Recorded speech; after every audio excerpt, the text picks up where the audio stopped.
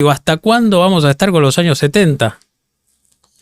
No lo sé, pero en todo caso, siempre puede haber debates. Hoy mismo pasa que no es un tema de actualidad ni de notoriedad pública, pero se puede debatir si Rosa fue bueno o fue malo, unitarios o federales. Para mí, la historia es un argumento sin final.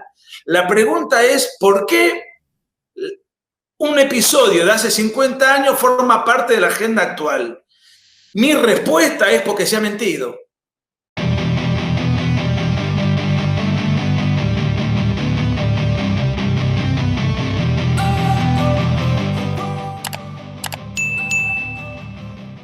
Como les anticipé, vamos a seguir por un ratito más metidos en lo que dejó este último 24 de marzo, Día de la Memoria.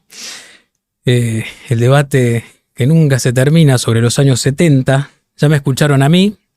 Y ahora van a escuchar a alguien que no necesita presentación en este terreno. Me refiero a Nicolás Márquez, abogado, escritor, autor de libros como La Guerra Civil Argentina, que está siendo reeditado actualmente y que plantea una mirada muy distinta a la que se escuchó en la Argentina durante las últimas décadas y también a la mía. Así que me parece que la gracia que tiene esto es que pensemos distinto y en un marco de respeto podamos dialogar. Nicolás, gracias por estar. ¿Cómo estás? Muy buenas tardes, gracias por la conversación. ¿Qué tal? Bien, bueno, a ver, ¿qué impresión te dejó a vos el video de Agustín Laje? Muy buena, me pareció un trabajo maravilloso, tanto de Santiago Oría, que fue el cineasta, como de Agustín, que supo en 20 minutos muy intensos, pues es un video muy intenso, resumir gran parte de esa guerra civil. Yo creo que el video fue muy certero porque el 24 de marzo es una fecha concreta. Y lo que yo interpreto del video es que explica cómo se llega al 24 de marzo. ¿Por qué se llega al 24 de marzo? Porque yo nunca estuve de acuerdo cuando se impuso el feriado, que lo impuso Néstor Kirchner. ¿Pero por qué? Porque es marcar a partir de ahí una suerte de fecha inaugural de un montón de cosas, cuando en realidad es una fecha importante dentro del contexto de 10 años de violencia brutal que existió en Argentina, y hubo muchos episodios emblemáticos que van desde el advenimiento de Cámpora, la matanza de Seiza, la liberación de guerrilleros, el 24 de marzo, etcétera, etcétera, etcétera. Ahora, esa fecha puntual era como borrar todo lo anterior, y me parece que este video muestra toda la sucesión de pasos previos hasta la llegada del 24 de marzo del 76, que fue algo borrado de la historia. Así que me parece que desde ese punto de vista fue muy asertivo. Vos entonces coincidís con esto de que aporta a esta idea de memoria completa y no cae en la provocación. A ver, yo este tema lo considero manejarlo con bastante solvencia. Le dediqué muchos años de estudio, muchos años, acá y en el exterior. Todo lo que dijo Agustín Laje, no hay un solo dato que sea inexacto, que no tenga fuentes comprobables, incluso muchas fuentes oficiales. Después cada uno puede tener su paradigma, su visión, su ideología, su mirada, pero no hubo absolutamente nada que sea falso. Entonces no le veo el aspecto provocativo. Ok. Vos, como bien decías, compartís muchas ideas con Laje y venís trabajando también en esta línea discursiva hace años, incluso cuando parecía condenada a la marginalidad, porque hay que decirlo, hace años eran muy poquitos los que se animaban a hablar desde la posición en la que hablan ustedes. ¿Qué cambió para que esa narrativa ahora tenga lugar en el discurso oficial y se pueda discutir mano a mano? Bueno, me parece que hubo varias cosas. O sea, mi primer libro salió en el año 2004, y a partir de ahí éramos, vos bien lo has dicho, éramos un grupo numeroso, porque mi primer libro vendió 30.000 ejemplares, siendo yo muy joven, sin la más mínima notoriedad, sin experiencia y sin que existiesen redes ni nada. Se llamó La otra parte de la verdad, un libro precario, porque fue mi primer trabajo, con poca experiencia, pero ya iba en esa dirección. pero se vendió una barbaridad. Entonces, evidentemente, había un público subterráneo ávido de leer otras cosas. Obviamente no tenía ninguna posibilidad ni capacidad como para competir contra las grandes editoriales o los grandes propagandistas de la historia oficial que iban a los programas de televisión masivos, que era el único medio que amplificaba la notoriedad. Hoy hay muchísimos otros, este es uno. Y en ese interín se sumaron otros que aportaron lo propio. Oye, recién te escuchaba hablando de Joffre, ha vendido libros en cantidades industriales. Reato ha sido otro que aportó. Bueno, y hubo otros que vinieron después. Eso ya, o sea que ya en materia de libros se empieza a equiparar la cuestión. En materia de redes sociales ocurre lo mismo. Y por otra parte, yo creo que hubo una saturación de parte del kirchnerismo, una exacerbación del discurso y que culmina con un tiro autoinfligido que fueron los hechos de corrupción de las organizaciones de derechos humanos que desacreditaron mucho el relato oficial que ellos venían sosteniendo. Este cúmulo de cosas, visto que además hubo un cambio generacional, que hoy tiene acceso a mucha información apretando 2 o 3 botones. Antes tenías que ir, comprar un libro, informarte, hacer todo un esfuerzo económico e intelectual. Ahora la información se consigue de una manera muy fácil. Sí, no todos tienen la capacidad de hacer el esfuerzo intelectual igual. Pero de todas maneras es un esfuerzo mucho menor. Sí. O sea, vos si querés ver otras cosas, si tenés la voluntad lo podés hacer tomándote un café en tu casa. Antes había que hacer tener una inquietud, una movilización, sí, comprarte un libro si es que había. Cuando yo saqué el libro era el único libro que había en el mercado, mi primer libro, no había otro, y leerlo. O sea, había que hacer un esfuerzo económico, un esfuerzo físico de movilización, de búsqueda de material, y además había que después hacer el esfuerzo mental de dedicarte varias horas a leerlo, si te enganchabas con el libro y decís, mira, acá tengo otro enfoque. Bueno, esa tarea era una tarea que obviamente existía, que era valiosa, que sigue existiendo, sigo sacando libros, pero a los efectos de lo que hoy se denomina batalla cultural, aparecen en las redes sociales un sinfín de datos, información, documentos. A ver, el video que grabó Agustín lo vieron 15 millones de personas.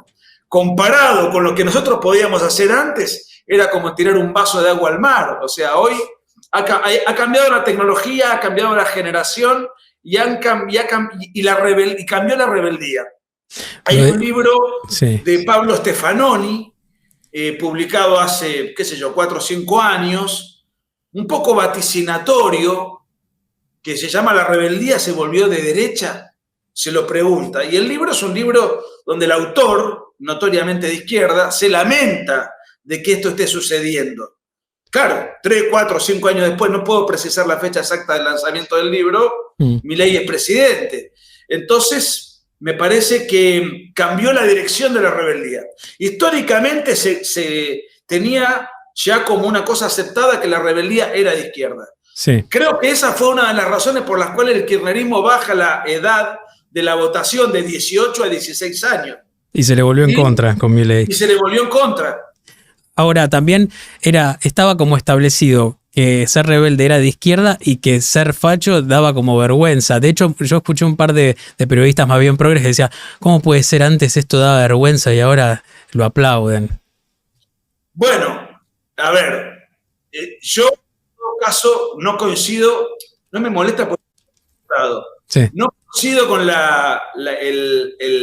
apelativo facho, porque el fascismo es una ideología de los años 20 de Italia que culmina con la Segunda Guerra Mundial, que entre otras cosas era personalista y notoriamente estatista y corporativista. O sea, lo más parecido al fascismo, la verdad sea dicha, y yo soy biógrafo de eso, fue Perón. Sí, claro. De hecho, no es una interpretación personal.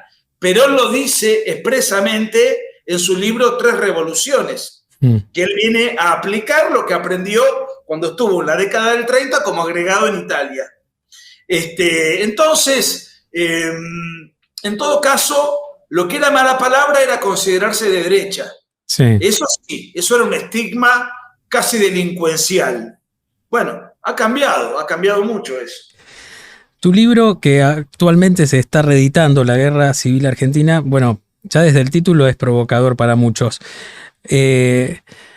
Sobre todo en el contexto en el que salió, que no salió ahora se está reeditando. Sí, salió, no, pero es mi último. Salió en el 2020. Me acuerdo que lo presenté en plena cuarentena, sí, por Zoom. Entonces no tuvo la posibilidad de darle una trascendencia mayor. No pudo ser presentado, no pudo ser. Sí, pero digo, en 2020, por ejemplo, el contexto era un Alberto de 80% de imagen positiva, era otro cantar, estábamos discutiendo el DNI no binario, era otra Argentina. Sacar un libro, ¿no? Totalmente, pero además estábamos encerrados. Yo tenía que ir como máximo y con documentos 5 cuadras de mi casa a la despensa más cercana, y todo era muy condicionante. No había muchas posibilidades Lo saco lo empiezo a escribir antes, después aparece la cuarentena. Sí. Y me decían, no lo saques ahora, espera que termine la cuarentena, me acuerdo. Sí, claro. Y yo pensaba, ¿y yo qué sé cuánto va a durar la capa? Que tarda 3 años la cuarentena. Yo lo saco igual. Entonces, me quedó pendiente reeditarlo y bueno, fue el momento. Ahora, ¿por qué sostenés que lo que ocurrió fue una guerra civil y no haces quizá tanto énfasis en el tema del terrorismo de Estado? Bueno, te puedo dar varios argumentos, pero te voy a comentar lo siguiente. Perón dijo que fue una guerra. Perón fue uno de los protagonistas de la época, indudablemente. Santucho, el líder del ERP, decía que fue una guerra. El otro protagonista de la época, tan importante como cualquiera de los otros, fue Firmenich, que sostuvo que fue una guerra. Videla sostuvo que fue una guerra. La Cámara, que jugó a los comandantes por decisión de Alfonsín, sostuvo que fue una guerra. Entonces, si desde el punto de vista jurídico, desde el punto de vista político y desde el punto de vista militar, los principales protagonistas, actores o juzgadores del hecho histórico sostienen que fue una guerra, yo adhiero a esa tesis. Sí. Lo que pasa es que eso, que era aceptado de una manera natural en su tiempo, fue borrado y omitido durante el último cuarto de siglo. Pero se hablaba de guerra con total naturalidad. Tanto, insisto, te estoy hablando de notables personajes protagónicos de la época que no tenían nada que ver entre sí, incluso eran enemigos. Y finalmente, lo que dice la sentencia que juzga a los comandantes, usa 4 veces la palabra guerra, y usa la palabra guerra revolucionaria, guerra interna, y algunos, guerra irregular, creo que es el otro término, y el cuarto en este momento no lo recuerdo particularmente, de manera que desde el punto de vista político y desde el punto de vista jurídico, esos conceptos luego fueron ratificados por la Corte Suprema durante el gobierno de Alfonsín. Y ahora, entonces, sí, la guerra. ¿Y cómo encuadrás o definís el rol del Estado, ¿no? con toda su estructura formal dentro de esa lógica de guerra? No, hay 3 periodos que ponen de manifiesto. El primero fue el de Lanuse, porque la guerra empieza en los 70s, en el año 70, te diría como fecha inaugural, más allá de que ya en los 60 había episodios del Cordobazo, había episodios de Gimnasia Revolucionaria que ya venían avanzando. Pero digamos que los 70 es donde se funda el ERP y donde los montoneros se dan a conocer con el crimen de Aramburu. Esa guerrilla, ese terrorismo creciente, forjaron que el gobierno de Lanuse durante 3 años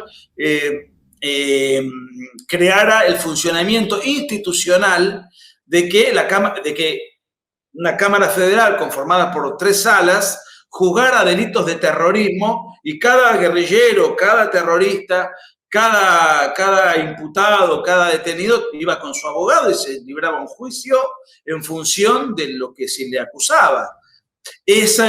Durante esos 3 años se llevaron adelante 8.927 causas de las cuales forjaron 2.000 detenidos y 371 guerrilleros con condena firme. Cuando viene la democracia, creo que uno de los terribles responsables o irresponsables de lo que pasó fue Cámpora, que hace 3 o 4 cosas. Había 20 artículos del Código Penal que contemplaban delitos de subversión que fueron derogados.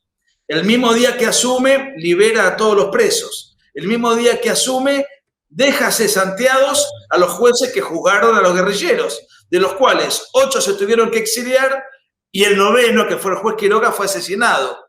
La guerrilla se intensifica, llega a su punto más álgido, creo que en el 75, por las estadísticas, y el peronismo había desbaratado el aparato defensivo del Estado y finalmente lo retoma. ¿Y cómo lo retoma? Lo retoma de una manera irregular y muy cuestionable. Por un lado, primero crea la AAA y después los famosos decretos de aniquilamiento de la subversión que consistían en hacer desaparecer al guerrillero, que desafortunadamente el gobierno militar continuó con la misma naturalidad con la cual ya se venía aplicando en el gobierno anterior. O sea que la reacción del Estado fue lamentable, pero la primera reacción no fue esa.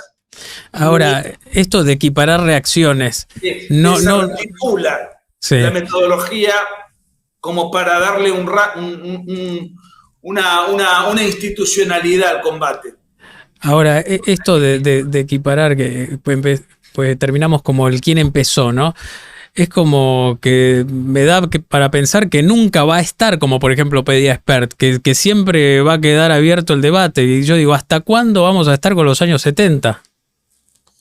No lo sé, pero en todo caso, siempre puede haber debates. Hoy mismo pasa que no es un tema de actualidad ni de notoriedad pública, pero se puede debatir si Rosa fue bueno o fue malo, unitarios o federales. Para mí, la historia es un argumento sin final.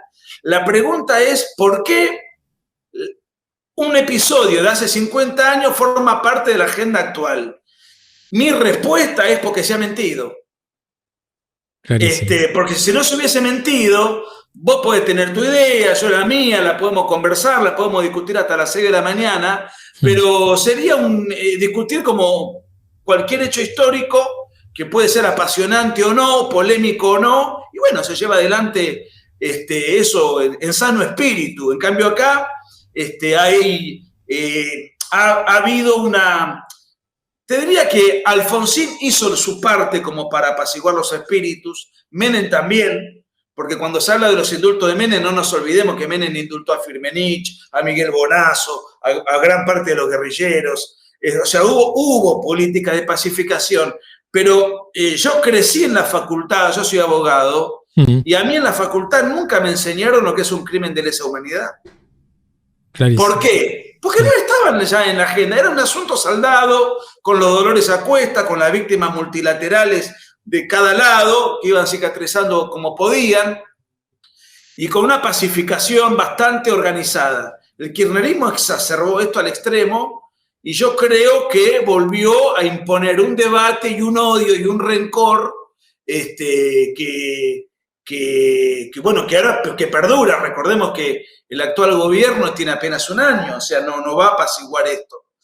Y el paso del tiempo, yo creo que el paso del tiempo es el único que va a ir convirtiendo este hecho doloroso en un hecho histórico donde cada uno tendrá su prisma. Te hago la última muy cortita. Del lado de ustedes, por así decirlo, ¿no hay odio ni rencor?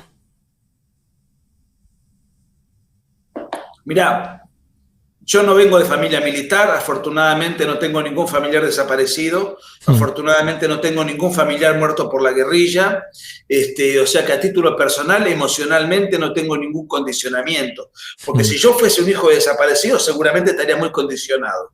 Si a mi padre lo hubiese secuestrado o asesinado a la guerrilla, estaría condicionado. En mi rol tengo mi ideología, que obviamente no la oculto, pero no tengo un condicionamiento emocional. Puede ser que de un lado o del otro existan odios y rencores, pero me parece que eso también ha sido fomentado desde el Estado. En los últimos 25 años, en donde un sector ha sido muy reivindicado y otro sector ha sido totalmente basureado. Y bueno, eso, pretender que en en el ambiente, es como decís ustedes, eso no genere un malestar, sí lo ha generado. Clarísimo. Nicolás, como siempre, gracias por tu tiempo. No, gracias por todo. Te mando un abrazo. Un abrazo. Nicolás Márquez, abogado y escritor, pasó por Ángulo Muerto. Si te gustan mis videos, si te gustan mis libros, si te gustan mis conferencias, yo ahora voy a estar abocado en este canal de YouTube a dar una serie de videos todas las semanas durante todo el tiempo. Ello requiere de tiempo, de preparación, además de todas las actividades intelectuales que uno lleva adelante. Si estás de acuerdo con lo que hago, si te sentís identificado y representado, ten en cuenta que estamos dando una batalla cultural contra toda la progresía, contra la agenda globalista. Y muy desigual. Nosotros no disponemos de fondos y ellos disponen de fondos ilimitados. Entonces te invito a que, si estás de acuerdo y podés, dame una mano. Tenés Patreon para colaborar con lo que puedas y de esta manera poder facilitar que todo este trabajo y todo este esfuerzo siga siendo posible. ¿Dónde está? ¿Cómo haces para poder colaborar? Bueno, en la descripción del video ahí está el link de Patreon. Con lo que puedas. Todo suma y todo sirve para que este trabajo que vengo realizando dé sus frutos. Un abrazo.